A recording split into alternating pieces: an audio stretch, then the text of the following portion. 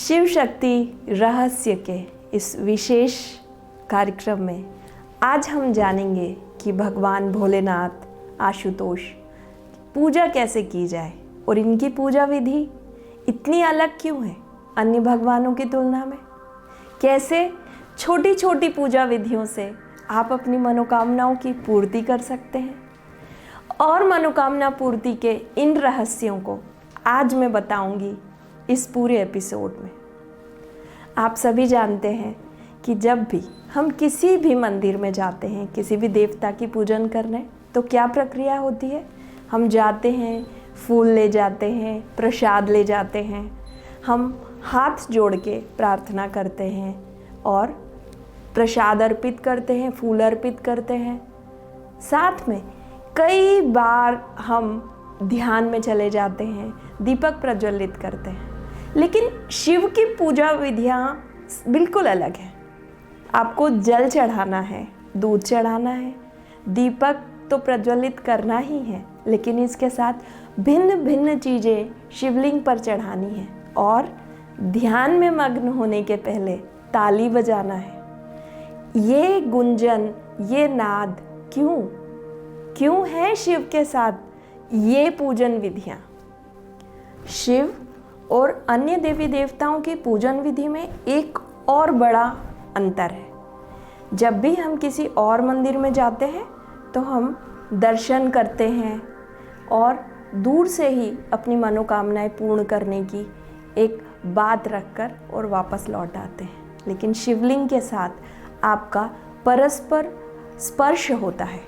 आप शिव में जल अभिषेक, शिवलिंग पर जल अभिषेक करते हैं, कई लोग रुद्राभिषेक करते हैं और अलग अलग पंचामृत की चीज़ों से हम शिव का पूरी तरह से स्पर्श करते हुए शिवलिंग पर और चीज़ों को मसलते हैं। इससे जो वैज्ञानिक तथ्य है, जिसे हम कहते हैं हमारी हाथ की रेखा है, भाग्य, हमारा कर्म, सब कुछ यहाँ से बदलना शुरू होता है, क्योंकि ये कुछ एक्यूप्रेशर पॉइंट्स जहाँ पर होते हैं, इन्हीं का उपयोग करके हम शिवलिंग पर अभिषेक, जलाभिषेक या जल चढ़ाने के बाद जल अभिषेक हम पूर्णतः करते हैं। एक और ख़ास बात है शिव मंदिर में ताली बजाने का जो महत्व है कि हम शिव को जागृत ही नहीं करते, अपने अंदर की ऊर्जाओं को और जागृत करने के लिए भी आह्वान करते हैं। तो स्पर्श की ये विधियाँ शिव के रहस्य के साथ सीधे जुड़ी हुई है। आप सभी जानते हैं शिव जितने बड़े बैरागी हैं, बहुत जल्दी ध्यान मग्न हो जाते हैं, वैसे ही उतनी ही जल्दी वो लौटकर और फिर गृहस्थ जीवन में भी आते हैं। तो शिव के साथ विराजमान पार्वती और शक्ति के इस रहस्य को इसी तरह से जान सकते हैं कि शिव को जल चढ़ाना यानी बार बार जागृत करना, आपको आपकी मनोकामनाएं वहाँ तक पहुँचाने के लिए, उस ऊर्जा को जागृत करने के लिए जल चढ़ाना है, दूध अर्पित करना है, ताली बजाना है और कई जगहों पर मुंह से आवाज़ करने की परंपराएं भी है दक्षिण में, जिसमें भी कई बार ये बातें आती हैं कि इस तरह की आवाज़ें, घंटी का नाद या ओमकार का नाद क्यों किया जाता है, ताकि इस नाद से आपके सातों चक्रों की ऊर्जाएं बैलेंस हो सकें और आप जीवन में सही निर्णय ले सकें।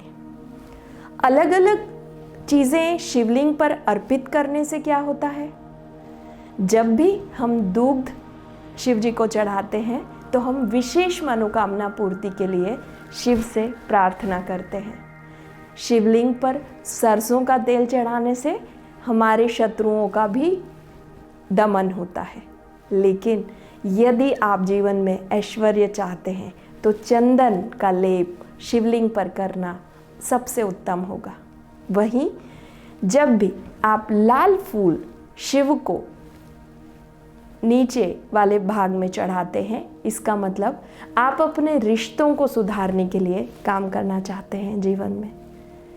शिव पर सामान्य तौर पर हल्दी नहीं चढ़ाई जाती, लेकिन शिवरात्रि का एक विशेष दिन है जिस दिन आप यदि हल्दी चढ़ाकर शिव से मनोकामना करते हैं विवाह की, तो वो भी पूर्ण हो जाती है।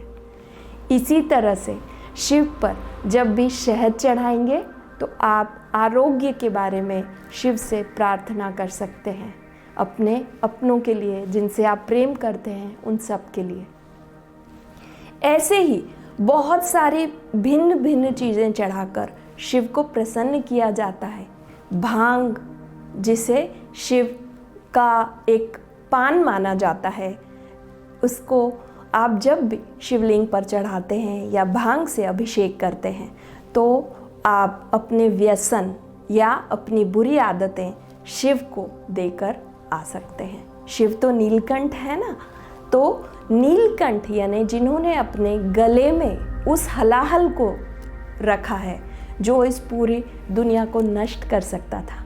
इसी तरह आप अपनी मनोकामनाओं की पूर्ति के लिए इन चीज़ों का प्रयोग कर सकते हैं। शिव वो शक्ति है जो आपके हमारे सबके भीतर है। जब शिव और शक्ति का मिलन होता है तो ये शक्ति पूरी तरह से कंप्लीट हो जाती है। इसीलिए शिवरात्रि के दिन विशेष पदार्थों के अभिषेक का विशेष महत्व है।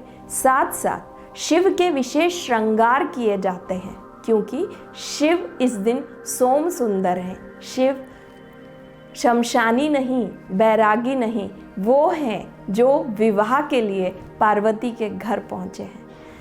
इस समय शिव को प्रसन्न करना उतना ही आसान है जितना कि भोलेनाथ की शरण में जाकर अपनी मनोकामनाओं के बारे में सिर्फ ध्यान लगाना।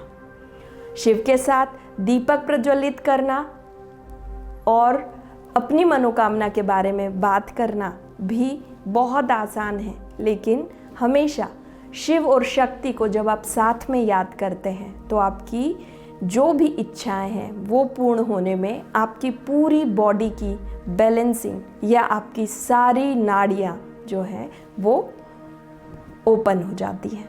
इसी तरह से बहुत सारे शिव के रहस्य हम जानते रहेंगे।